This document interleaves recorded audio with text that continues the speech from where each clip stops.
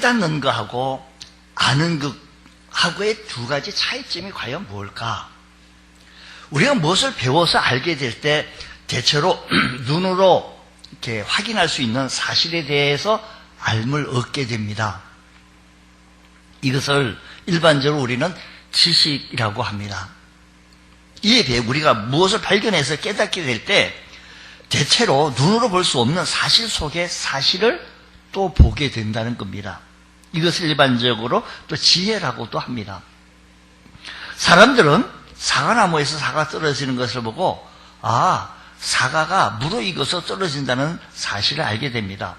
겉으로 보여지는 사실만 알 뿐이죠. 그러나 뉴턴은 사과가 왜 떨어지는지 이유를 발견했는데 그것은 지구의 중력 때문이며 사과가 떨어진다는 것을 사과가 그렇게 해서 떨어진다는 것을 알게 되어집니다. 눈으로 볼 수 없는 사실 속에 사실을 발견하게 되어진 겁니다. 우리가 무엇을 안다는 것은 아직 나의 삶과 직접 연결되지 않았습니다. 단순한 안다라는 겁니다. 그러나 내가 그 일을 체험을 통해 터득하게 되어지면 달라지는데 그 아는 것은 삶과 직접 연관되어져서 깨달음이 되어진다는 것입니다. 예를 들면 아기야,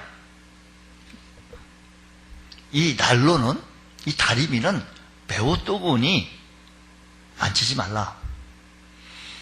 그랬습니다. 그래서 알았습니다.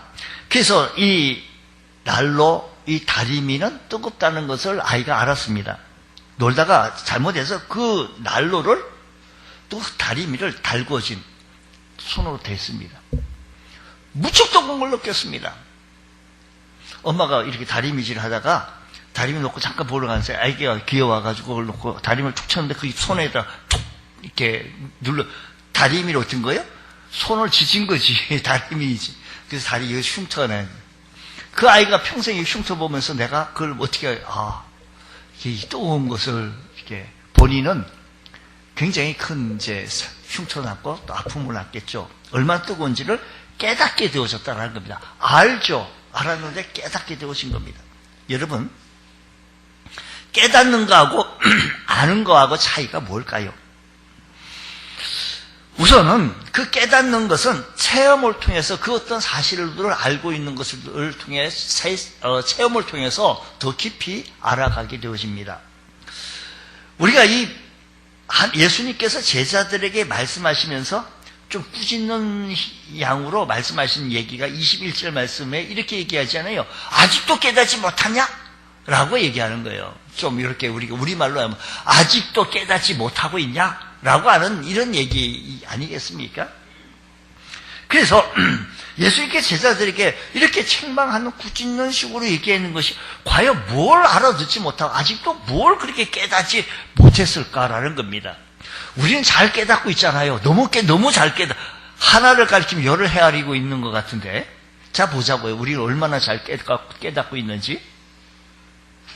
18절 이하에 보면 너희가 눈이 있어도 보지 못하며 귀가 있어도 듣지 못하며 기억하지 못한다라고 얘기합니다. 눈이 있어도 뭐요? 보지 못하고요. 귀가 있어도 듣지 못한다. 또 뭐 하지 못한다고요? 기억하고 있지 못한다는 겁니다. 한 가지 한 가지 좀 풀어나가 보도록 해보겠습니다. 예수님께서 깨닫도록 보여주셨는데 깨닫지 못하고 있다는 말씀이죠. 깨닫도록 설명해 주었는데 못하고 깨닫도록 보여주었는데 모른다는 것이죠. 그 얘기 아니겠습니까? 그리고 기억도 못한다는 얘기입니다. 여러분, 어떤 사실을 입력해야 기억이 해야 이렇게 나갈 수 있습니다. 그러니까 우리가 전혀 우리의 그 범주 안에 우리 공부한 것, 그 밖의 이야기는 공부 안 했으면 잘 이렇게 끄집어낼 수가 없습니다. 그거 공부한 것도 끄집어내는 것도요, 보통 힘들지 않습니다. 분명히 공부했는데, 들었는데, 이거잖아요. 알았는데, 기억이 안 나는 거예요. 밤새도록 공부했는데, 기억이 안 나는 거예요. 무슨, 밤 왜 샜어? 왜 샜어요? 헛수고 아니겠어요? 기억이 안 나면 시험지 받아놓고, 이거 어저께 내가 다 풀어본 건데, 얼마나 답답하겠습니까? 여러분, 우리 안에 담긴 이 하나님의 뜻을 깨닫지 못하고요. 그 주께서 말씀하신 것을 듣고도 깨닫지 못하고 보고도 깨닫지 못하고 현실을 바라보고 사실을 바라보고 우리가 뒤 열중셔하고 그냥 뭐 나 몰라라 하는, 나 기억 안 난다라고 하는 그런 모습하고 무슨 뭐가 다르겠냐라는 겁니다. 여러분, 건망증하고 치매의 구분을 어떻게 하십니까? 건망증은 어떤 사실을 잊어버렸다가 누군가 일깨워주면 아, 그랬지 하고 기억나는 것이고, 치매는 그 사실을 말해줘도 전혀 기억이 나지 않는 것이라는 겁니다. 그런데 건망증과 치매의 임상적 차이, 여러분, 우리가 치매 참 이게 참 힘들어요. 누가 힘들을까요? 본인이 안 힘들어요. 본인은 되게 본인은 너무 편해요. 근데 주변의 사람들이 너무 힘든 거예요. 그냥 며느리가 그 어머니가 밥 좀 다고, 어머니 조금 전에 식사하셨어요. 네가 언제 밥 줬냐? 며느리가 펄쩍펄쩍 뛰죠. 그냥 언제? 그것도 뭐 다른 사람들 다 있는데, 그러니까 맨날 며칠 굶기지 않았냐라고 그 어머니가 그러면 그 며느리가 굉장히 어려움을 당하죠. 주변의 사람들이 어려운 거죠. 배우자의 생일을 잊어버리는 것은 건망증이고요. 배우자의 얼굴을 잊어버리면 뭘까요? 그건 치매예요. 누구십니까? 이거 치매라는 겁니다. 남자가 소변을 보고 지퍼를 안 올리면 건망증이고, 지퍼를 안 내리고 볼일을 본다면 그건 치매라는 겁니다. 이 건망증과 치매의 삶에 어려움이 있는데, 건망증에 걸린 사람의 본인은요 걱정이 안 돼요. 그런데 건망증에 걸린 사람은 내가 왜 이렇게 자꾸 잊어버리지? 하고 걱정이 되는데, 치매 걸린 사람은 본인은 아무 걱정도 없어요. 만사태평이죠. 이렇게 편안할 수가 없습니다. 근데 기억이라는 것은요, 말씀드리는데 무언가 어떤 정보를 입력해야 기억을 해낼 수 있는 겁니다. 만약 들은 것이나 배운 것이 없다면 아무리 명석한 두뇌를 가졌다 할지라도 끄집어낼 게 없는 것이죠. 오늘 성경에는 참으로 답답한 제자들의 모습을 보여주는데, 주께서 떡 5개와 물고기 2마리로 5,000명을 먹여 12 바구니를 남긴 사건이 있었을 때, 제자들이 그 사건을 예수님만 저기서 했대라고 한 것이 아니고 직접 목격하고 그들이 직접 날랐으니까 얼마나 신이 났겠습니까? 직접 뭐 했어요? 체험했고 경험했고 깨달았어요. 와, 주님이 저렇게 하시면 되는구나. 깨달았습니다. 충격했습니다. 주님께서 축사 한번 하자. 보리떡 5개와 물고기 2마리로, 와,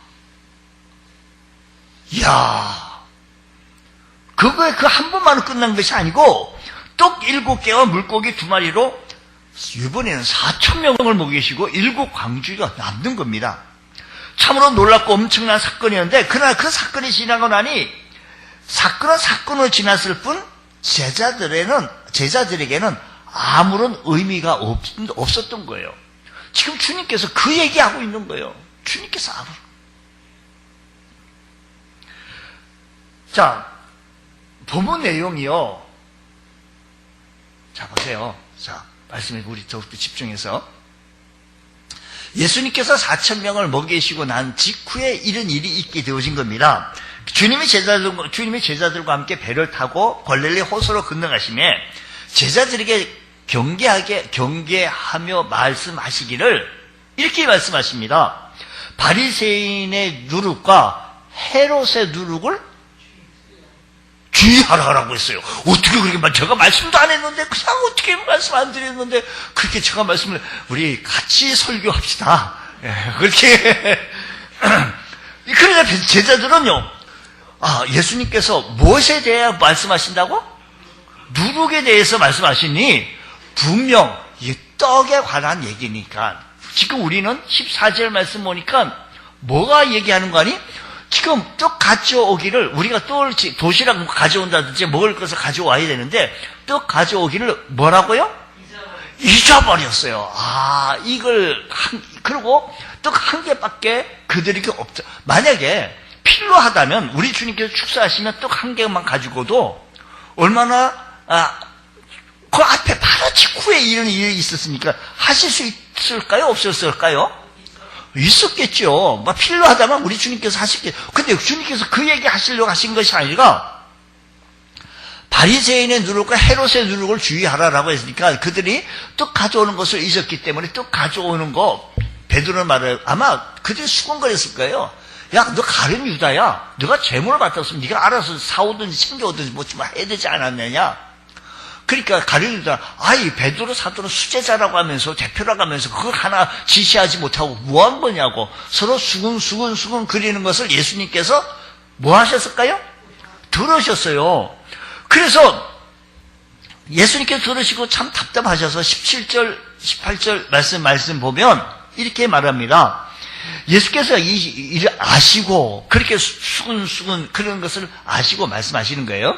너희가 어찌 떡이 없음을 수군거리냐? 아직도 알지 못하냐? 깨닫지 못하느냐? 너희 마음이 둔하냐? 18절이요. 너희가 눈이 있어도 보지 못하며 귀가 있어도 듣지 못하느냐? 기억하지 못하느냐라고 했습니다. 참으로 답답한 심정으로 우리 주님께서 말씀하시는 그 분위기 아니겠습니까? 주님 지금 신령한 이야기를 하고 계시는데 제자들은 지금 떡 한 개 먹을 걸 안 가져왔다고 수근수근거려요. 주님이 누룩 이야기하는데요. 주님은 깨달음이 없는 제자들을 그렇게 꾸짖은 거지요. 너희가 어찌 떡이 없으므로 수근거리느냐? 아직도 알지 못하며 깨닫지 못하냐? 알지 못한다는 것은 이해력 결핍이고 깨닫지 못한다는 것은 통찰력 부족이고 마음이 둔하다라는 말씀은 진리에 접근하기 위한 지정의 활동이 마비된 상태라는 겁니다. 너희가 눈이 있어도 보지 못하며 귀가 있어도 듣지 못하냐? 기억하지 못하냐라는 겁니다. 책망은 그들의 육체의 눈은 열려서나 영의 눈이 감겨져 있고 육체의 소리는 들어서도 주님의 말씀을 깨닫지 못하고 있다라는 것입니다. 자, 그렇게 깨닫지 못하고 있는 그들에게 제자들은 왜 두 번이나 기적을 체험하고도 예수님은 누룩에 대해서 말씀하시자 왜 제자들은 그렇게 두 번이나 기적을 체험했는데 떡에 대해서 제자들은 그렇게 얘기했냐라는 것입니다. 주님은 제자들에게 바리새인들의 누룩과 헤롯의 누룩을 주의하라고 경계하셨는데 과연 이 누룩은 과연 무엇일까? 누룩은요, 빠른 전파력이 대단해요. 빠른 속도로 영향력이 전부 다 미치는 거예요. 그렇다면 바리새인들과 헤롯의 이 누룩이라는 것은요, 좋은 영향력으로 성경은 좋은 영향력으로 쓰기보다 나쁜 영향력을 쓸 때 그렇게 한 거거든요. 누룩을 조금 집어넣으면 전체를 변질시키는 겁니다. 영향력이요. 좋은 영향력을 끼쳐야 돼요. 우리 믿음의 성도들은요, 믿음의 영향력을 아름답게 끼쳐야 합니다. 그러면 우리는 모두가 아멘 해야 돼요. 자, 바리새인의 누룩, 바리새인의 영향은 무엇이냐? 바리새인의 누룩은요, 누가복음 12장 1절 말씀 보면 이렇게 바리새인의 누룩에 설명하기를 이렇게 말합니다. 그동안 무리 수만 명이 모여 서로 밟힐 만큼 되었더니 예수께서 먼저 제자들에게 말씀하여 이르시되 바리새인의 누룩 곧 무엇을 주의하라? 외식을 주의하라라고 하는데, 이 외식이라고 하는 것은 바깥에서 나가서 식사하는 것이 아니고 외식이 과연 뭘까? 외식은 겉만 꾸미는 것을 보고 외식이라는 겁니다. 원래 이 외식이라고 하는 이 단어가 연극 배우, 희극 배우를 뜻하는 말인데, 배우가 자신의 실제 모습과 다른 말을 하고 실제 모습과 다른 행동을 합니다. 연기하는 거죠. 그러니까 신앙인이 자기의 본 모습과 달리 신앙이 참 좋은 것인 것처럼 연기하는 거죠. 쇼를 하는 겁니다. 다른 말로 하면 위선입니다. 중요한 건 이것이 누룩과 같다라는 것입니다. 예수님께서 이걸 주의하라라는 겁니다. 바리새인이 한두 번 이렇게 위선을 저지르는 것이 아니라 그의 신앙 전체가 위선이 되어져 버리고 외식이 되어 버린 겁니다. 누룩 덩어리 전체를 발효시키는 것처럼 위선이라고 하는 것이 한 사람 전체에 영향을 끼치는 거예요. 그뿐만이 아니라 공동체 전체에 영향을 끼쳐서 구성원 전부 다 모두가 적은 누룩이 온 덩어리에 퍼진 것처럼 공동체 온 덩어리에 뭐냐 하면 신앙이 믿음이 좋은 것처럼 연기하는 겁니다. 바리새인들은 하나님의 말씀을 듣고 그 말씀을 따라 순종하는 의지도 없고 말씀 따라 살려고 하는 의지도 없고 순종할 계획도 없고 뜻도 없고 형식을 수호하는 데만 열심이었습니다. 제자들의 신앙에 깨달음이 없은 이유는 그들의 관심이 바로 바리새적인 영향을 받아서 말씀에 대한 순종보다는 외식적인 즉 그칠에만 익숙해져 있기에 아직도 주님이 기뻐하는 삶을 살아가는 일에는 관심이 없었던 겁니다. 혹시 우리 가운데 우리가 주님 섬기고 있는데 주님 섬기는 것처럼 포장을 멋지게 했는데 실제로 긁어보면 전혀 아닌 것 아닌가 싶습니다. 인도 선교사로 유명한 스탠리 존슨 선교사가 그의 일화에 보면 간디와 서로 대화 나눴던 것을 적은 것이 있습니다. 한 번은 이 간디에게 인도를 복음화시키려고 할 때 그리스도인들이 어떻게 하면 좋을까라고 물었을 때 간디가 우선 그리스도인들이 조금 그리스도인다운 삶을 살았으면 좋겠다라고 얘기합니다. 그리스도인들이 자신들이 믿는 종교를 스스로 무너뜨리고 있고 실천하지 아니하므로 예수 믿는 것을 그 생활 속에 실천하지 아니하므로 그리스도인들 때문에 자기가 예수 못 믿겠다는 겁니다. 자, 간디 눈에 비친 당시 인도의 그리스도인들은 바리새적인 누룩으로 변질되어진 삶을 살고 있었던 겁니다. 오늘 우리들요, 한국교회 성도들 변화와 성숙을 이루어야 합니다. 변화되어야 합니다. 성숙해야 합니다. 우리 크리스찬, 우리 통계상으로 우리 조사할 때는 종교가 뭐요? 기독교라고 떳떳하게 얘기하고 내 직분까지도 얘기하는지 모릅니다. 근데 성숙된 모습이 없고 변화된 모습이 없습니다. 신앙을 말할 때는 그리스도인처럼 보여지는데 사업을 하고 말을 할 때, 일을 할 때는 전혀 그리스도인처럼 보이지 않더라 이야기입니다. 오늘 우리가 믿는 것과 우리들의 삶이 일치하지 않을 때 바리새인의 누룩이 우리 안에 먼저 삶에 변질시키고 있다는 겁니다. 우리가 신앙을 말할 때 삶의 다른 데도 문제인지 그것이 모르고 있다는 겁니다. 바리새인의 누룩이 나의 삶을 변질시키고 있는데도 그걸 깨닫고 있지 못하는 거예요. 그리스도인의 말씀이 실천에 하지 아니하는 현대 크리스찬들의 모습을 고발합니다. 우리가 사실 저 깊은 곳에 숨겨져 있는 것을 깨달아야 합니다. 말씀은 빨리 그 누룩을 제거해야 한다는 겁니다.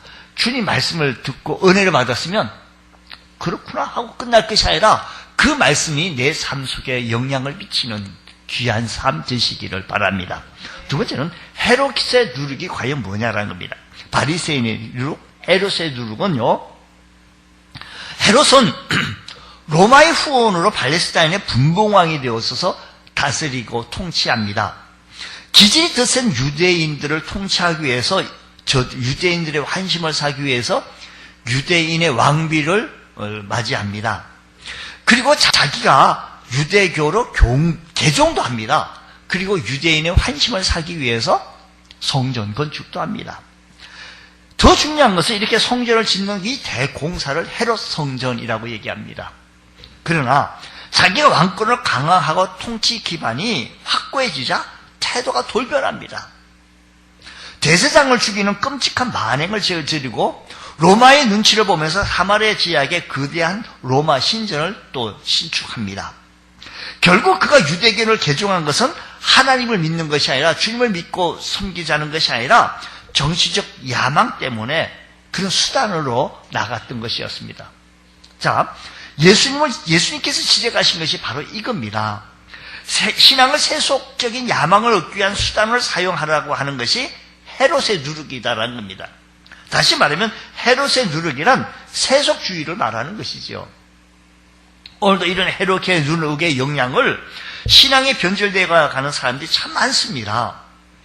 나도 그래도 나름대로 예수를 잘 믿는다고 생각하지만 나도 모르는 사이에 헤롯의 누룩이 내 안에 자리 잡고 있는 사람들이 우리 안에 있다는 겁니다. 우리는 이렇게 겉으로만 보이는 사실, 저 깊은 곳에 보이는 이 사실을 알아야 되는데 헤롯의 누룩의 특징이 과연 뭐냐? 여러분 보십시오. 헤롯의 누룩의 특징이요, 세상 것들을 하나님 나라보다 더 사랑하는 겁니다. 자신이 간절히 바라는 것이 세상적인 성공이나 돈이나 건강이나 가정이나 명예와 같은 것들에만 집중하는데 하나님 나라에 대해서는 관심 없는 겁니다. 또 두 번째는 경건의 모양은 있지만 경건의 능력은 부인하는 겁니다. 하나님 앞에 뜨거운 회개가 없는 겁니다. 철저하게 성령의 인도하심을 따라 살지 않는 것, 도대체 삶의 변화 일어나지 아니한 모습으로 나가는 것. 모양은 있는데 경건의 능력은 없는 거예요. 세 번째는요, 뭐라 그래요? 한번 읽어보세요, 여러분.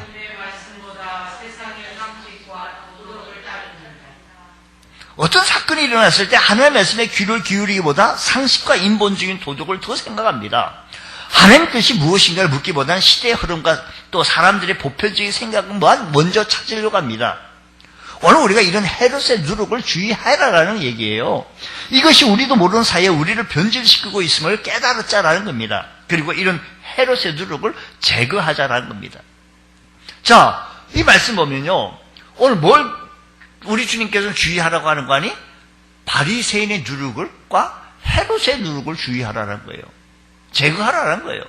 바리새인의 누룩은 예수 잘 믿는 것 같지만 그게 쇼요. 교회 나가지고 하는 거 볼 때는 정말 하는 것 같은데 아니에요. 가짜예요. 헤롯의 누룩은요, 세속적인 거예요. 신앙이 세속적이에요. 내가 이렇게 성공하고 출세하기 위해서 주님이 잠깐 하나님 필요한 것 뿐이에요. 내가 출세하기 위해서 예수가 잠깐 필요한 거예요. 제자들은요, 그것을 모르고 있어요. 그래서 이것을 얘기하고 있는 겁니다. 오늘 우리들에게 말씀하고 있는 거예요. 지금 이 말씀을 누구에게 말씀하셨다고요? 우리에게 말씀하고 있는 겁니다. 제자들이 주님의 가르침 기적을 체험하고도 누룩에 대해서 말씀하시자 왜 걱정했었을까요? 기억하지 못했냐고. 기억도 기억하지 못하냐라는 얘기예요. 모처럼 귀한 경험을 통해 깊은 깨달음이 있었다면 이것을 곧 잊어버리면 이것도 큰 문제라는 겁니다. 우리는 귀한 깨달음과 소중한 경험은 오래 간직해야 합니다. 많은 값을 치르고 얻은 경험을 인생 잊지 말아야 합니다. 그 감격이 오래가고 그 감격으로 살아나가야 하고 구원받은 감동, 구원받은 감격, 구원받은 은혜로 하나님께서 오늘도 동행하며 살아갈 수 있는 그분의 이름을 찬양하며 주의 발자취를 따르니 어찌 그리 기쁜 일이 아닌가 고백하며 살아갈 수 있는 복된 성도 되자라는 겁니다. 또 왜 기억하지 못해요? 자신에게 적용하지 못하는 겁니다. 19절에 떡 5개를 5,000명에게 떼어줄 때 조각 몇 바구니를 거두었냐라고 묻습니다. 여러분, 체험을 했다면요, 이 사실을 내 것으로 받아야 하고요, 기억해야 합니다.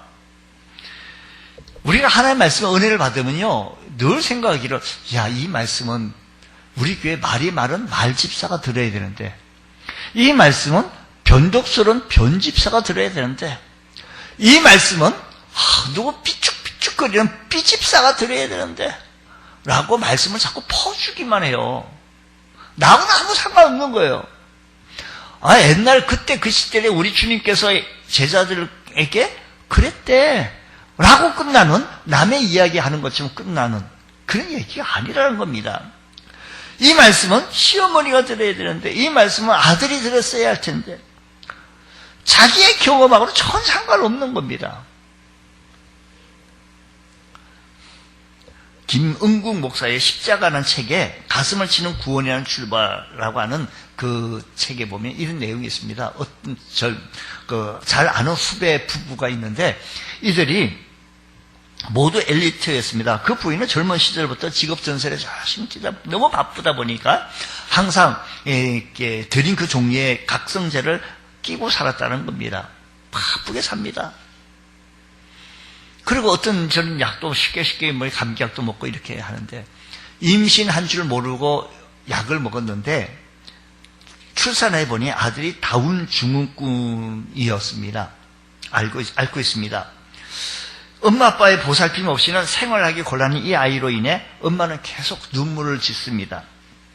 자신이 약을 함부로 먹는 바람에 이 아이가 병이 생겼는지 모른다는 이 자책감 때문에 눈물로 아이를 뒷바라지 하지만 엄마는 힘들다는 내색도 하지 못합니다. 왜요? 내가 약을 잘못 먹어서 내 잘못이야 라는 죄책감 때문입니다. 자, 이 말씀.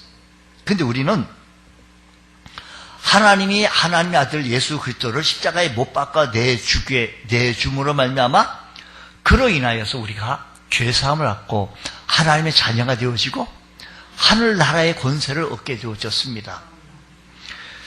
예수님이 십자가에 못 박히게 되어진 것은 예수님 죄 때문이 아니라 내 죄 때문이라고 한다면 예수님을 믿는 믿음이란 자신이 예수님을 죽였다라고 하는 십자가에 내어주었다라는 이 자책감과 죄의식을 항상 안고 살아가면서 주님을 생각하면 내 눈가에 눈물이 맺히면서 주님 감사합니다.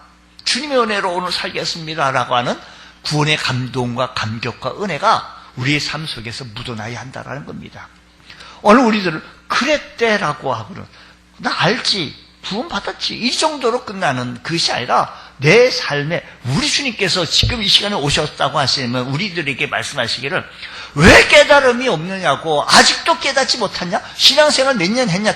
그러면서 인터뷰 하시면서 우리 주님께서 너 아직도 깨닫지 못하냐? 그렇게 말씀하시지 않으시겠어요? 주님께서 말씀하셨을 때 주님 말씀하셨을 때 저희들이 우리가 깨닫게 하여 주시고 내 삶에 적용하게 해주셔서 바리새인의 위선, 헤롯의 그 세속적인 것이 내게 떠나서 정말 예수 믿는 사람처럼 변화와 성숙을 이루어나가며 성장해 나갈 수 있는 복된 성도 되자라는 겁니다.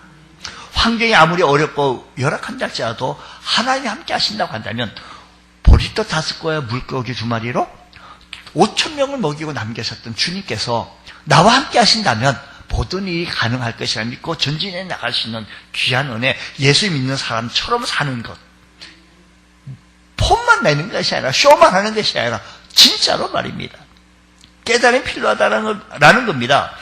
기억해자라는 겁니다. 그것을 준행할 때 오늘의 은혜가 되고 성경 사건마다 우리 하나님께서 은혜를 주시고 내게 큰 은혜가 되고 그 말씀이 내게 주신 말씀으로 받아들일 때 그 말씀의 역사가 일어난다라는 겁니다. 말씀의 역사가 일어나려면 그 말씀을 받아들여야 하는 거예요. 당신도 산을 옮길 수 있다라는 그의 책에 보면 이렇게 씁니다. 어떤 분이 목사님 은혜 받았습니다. 제게 기도해 주십시오. 뭘 위해서 기도할까요? 제가 믿음을 갖도록 기도해 주세요. 제 몸은 치유를 받아야 해요. 그때 그 목사님은 자신에게 치유받을 그분은 자신에게 치유받을 만한 믿음을 갖도록 기도해달라고 하는 이 믿음이 없었던 걸로 생각해서 그분 목사님에게 말씀드린 겁니다. 그러니까 그 목사님이 말씀하시기를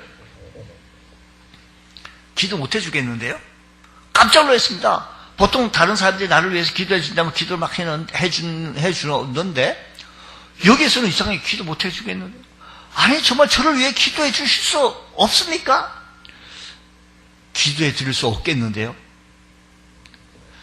그래서 말을 이어갑니다. 저는 믿음이 필요해요. 저는 치유가 필요하다 말입니다. 오늘 너무 많은 은혜를 받았습니다. 주님 만났습니다. 그때 당신은 신자입니까? 예, 신자입니다. 믿음이 없는 신자도 있습니까? 왜? 저는 자매님이 믿음 갖도록 기도할 필요가 전혀 없습니다. 자매님은 이미 믿음을 갖고 계시기 때문에 자매님이 갖고 계신 그 믿음을 사용하기만 하면 됩니다. 그렇습니다. 예수님께서 지금 제자들에게 그 떡으로 펼쳐질 이적을 볼 수 있습니다.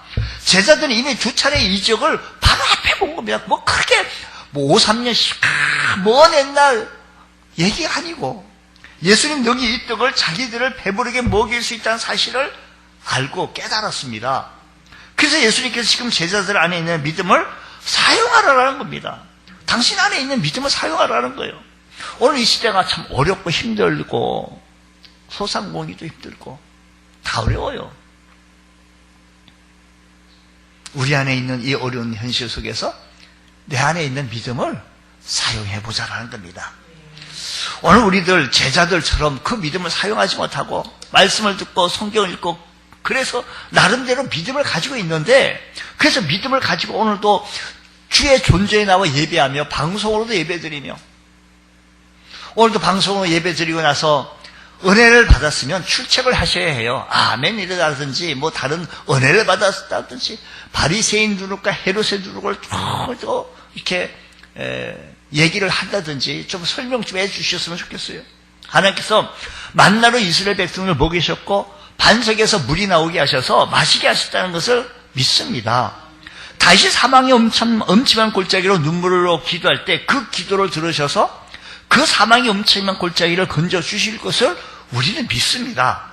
예수님께서 병자를 고치셨고 귀신을 내쫓으셨고 죽은 자를 살렸다는 것을 우리 모두 믿습니다. 그런데 왜 그 믿음을 사용하지 못하냐라는 겁니다. 왜 기도하지 못하신다 이 말씀입니다. 왜 그 믿음으로 앞을 향해 전진해 나가지 못하고 있습니까?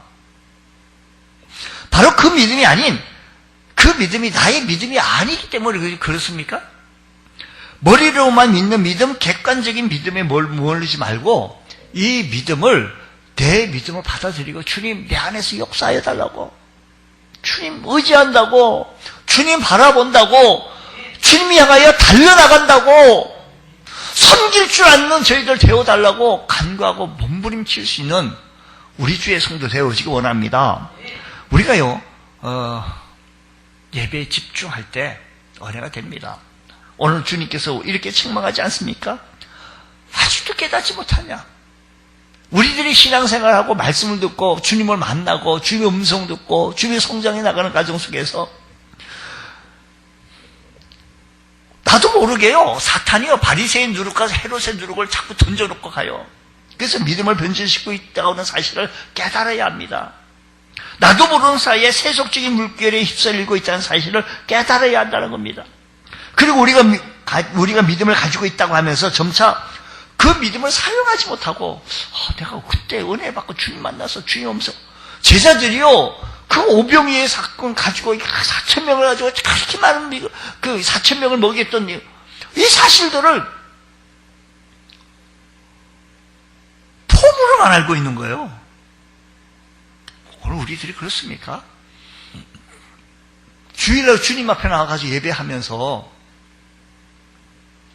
주님 앞에 드려지는 모습이 진정으로 주님 만나고 주님의 도움을 받기를 원하고 주의 은혜를 구하려고, 주의 축복이 아니면 안 되겠다고 주님 앞에 설 수 있는 것, 그런 귀한 삶 되어지기 원합니다. 오늘도 우리에게 이런 귀한 깨달음으로 주님과 직접 진짜로 오늘도 주님과 동행하고 발을 맞추며 매일의 삶 속에서 말씀의 지혜를 받으며 말씀의 인도하심을 받으며 살아갈 수 있는 복된 성도 되어지기 원합니다.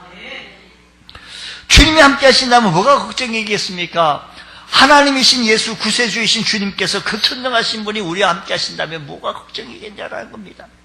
어려운 시대에 살고 있다는 사실이지만 정말 그 주님이 나와 함께 하신다고 한다면 우리는 그 확신 가운데서 제자들이 수근수근거리고 걱정하고 염려할 것이 아니, 제자들처럼 그렇게 할 것이 아니라 우리도 일어설 수가 있습니다. 우리도 기도 응답 받을 수 있습니다. 우리도 지금도 역사가 일어납니다. 피할 길도 우리 하나님께 주실 것입니다. 홍해 바다도 열릴 것입니다. 나와 함께 하심을 신뢰하시기 바랍니다. 산은 물러갈 것이게 되어집니다. 역사가 일어날 것입니다. 이 약속의 말씀을 믿으며 주님의 깨달음을 가지고 승리해 나갈 수 있는 복된 성도 다 되시기를 축복합니다. 기도하겠습니다. 하나님 아버지, 오늘도 주님 앞에서 주의 말씀을 받습니다. 저희들을 불쌍히 여겨주옵소서. 연약함을 불쌍히 여겨주옵소서. 성령으로 임하셔서 우리 영혼 속에 당신의 능력을 베풀어 주시고 우리가 완전히 주님을 신뢰하고 뚜벅뚜벅 앞으로 향하여 전진해 나갈 수 있는 저희들 되어지게 하여 주시옵소서. 주님이 함께 하신다고 한다면 아무 염려 없다는 사실을 기억하시면서 주님을 의지하고 주님 붙들고 승리해 나갈 수 있는 우리 주의 권속들 되어지게 하여 주옵소서. 믿사하며 예수님 이름으로 기도드리옵나이다. 아멘.